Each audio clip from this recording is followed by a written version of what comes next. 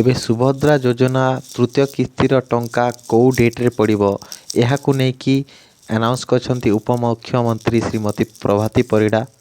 ଆପଣଙ୍କୁ ଯଦି ସୁଭଦ୍ରା ଯୋଜନାର କିସ୍ତି ଏପର୍ଯ୍ୟନ୍ତ ମିଳିନାହିଁ ଆପଣଙ୍କୁ ଏକାଥରେ 15,000 ଟଙ୍କାଟେ ମିଳିବ ବୋଲି ସେ କହିଛନ୍ତି। ଯେଉଁମାନଙ୍କୁ ବିଲକୁଲ ଟଙ୍କା ମିଳିନାହିଁ ସେମାନଙ୍କୁ 15,000 ଟଙ୍କା ମିଳିବ ଆଉ ଯେଉଁମାନଙ୍କୁ ଟଙ୍କା ମିଳିଛି ସେମାନଙ୍କୁ 5,000 ଟଙ୍କା ମିଳିବ।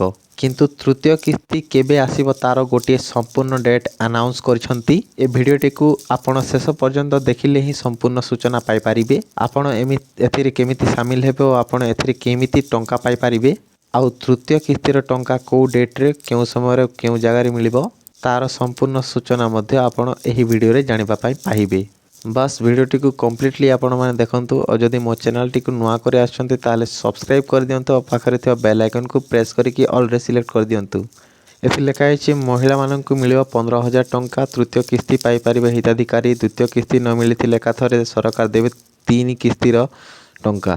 ଚଳିତ ମାସ 8 ତାରିଖରେ 1 କୋଟିରୁ ଉର୍ଦ୍ଧ୍ୱ ମହିଳାଙ୍କୁ ସୁଭଦ୍ରା ଟଙ୍କା ମିଳିସାରିଛି। ଯେଉଁମାନେ ପୂର୍ବରୁ ପ୍ରଥମ କିସ୍ତି ଟଙ୍କା ପାଇନଥିଲେ ସେମାନଙ୍କୁ ଏକାଥରେ 2ଟି କିସ୍ତିର ଟଙ୍କା 10,000 ଟଙ୍କା ଦେଇଛନ୍ତି ରାଜ୍ୟ ସରକାର। ଆଉ ସେହିପରି ଆଗକୁ ଯେଉଁ ଯୋଗ୍ୟ ହିତାଧିକାରୀ ସୁଭଦ୍ରା ଟଙ୍କା ଯୋଜନାରୁ ବଞ୍ଚିତ ଅଛନ୍ତି ସେମାନଙ୍କୁ ଏକାଥରେ 3ଟି ଯାକ କିସ୍ତିର ପାଇବେ ବୋଲି ପୂର୍ବରୁ କହିଛନ୍ତି ରାଜ୍ୟ ସରକାର। ଉପମୁଖ୍ୟମନ୍ତ୍ରୀ କହୁଛନ୍ତି ରାକ୍ଷୀ ପୂର୍ଣ୍ଣିମାରେ ମିଳିବାକୁ ଯାଉଛି ସୁଭଦ୍ରା ଟଙ୍କା। ବ୍ରହ୍ମପୁରରେ ସୁଭଦ୍ରା ଦ୍ୱିତୀୟ କିସ୍ତିର ବଣ୍ଟନ କରାଯାଇଛି। ମୁଖ୍ୟମନ୍ତ୍ରୀ ଓ 2 ଉପମୁଖ୍ୟମନ୍ତ୍ରୀଙ୍କ ଉପସ୍ଥିତିରେ ହିତାଧିକାରୀଙ୍କ ଖାତାକୁ ଯାଇଛି ସୁଭଦ୍ରା ଟଙ୍କା। କିନ୍ତୁ ଦ୍ୱିତୀୟ କିସ୍ତି କେଉଁଠାରେ ଦିଆଯିବ ଏବଂ ଏଯାଏଁ ସ୍ପଷ୍ଟ ହୋଇନାହିଁ।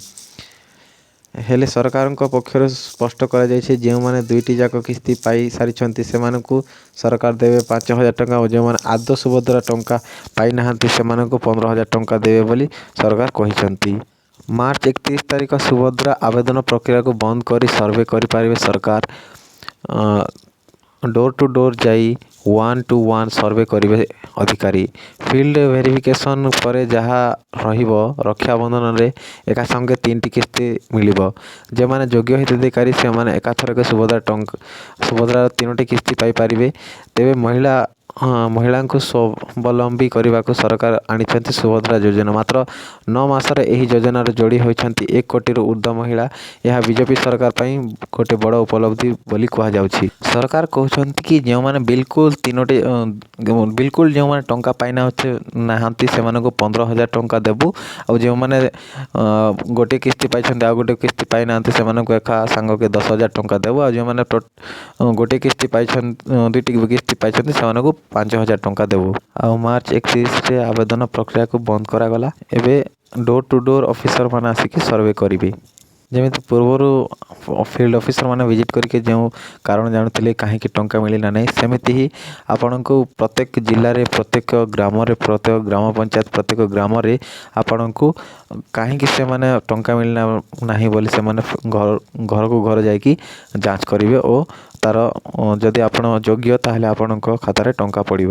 ନିହାତି ଭାବରେ ଆଜି ନହେଲେ କାଲି ମଧ୍ୟ ଟଙ୍କା ମିଳିବ ବୋଲି ଉପମୁଖ୍ୟମନ୍ତ୍ରୀ କହିଛନ୍ତି। ତ ବାକି ରହିଲା ତୃତୀୟ କିସ୍ତିର ଟଙ୍କା କେବେ ମିଳିବ। ତ ତୃତୀୟ କିସ୍ତି ପାଇଁ ସରକାର ଗୋଟେ ଡେଟ୍ ଆନାଉନ୍ସ କରିଛନ୍ତି ଯାହା ହେଉଛି ରାକ୍ଷୀ ପୂର୍ଣ୍ଣିମା, ଯେଉଁଟାକି ଅଗଷ୍ଟ ମାସର 9 ତାରିଖରେ ପଡ଼ୁଛି।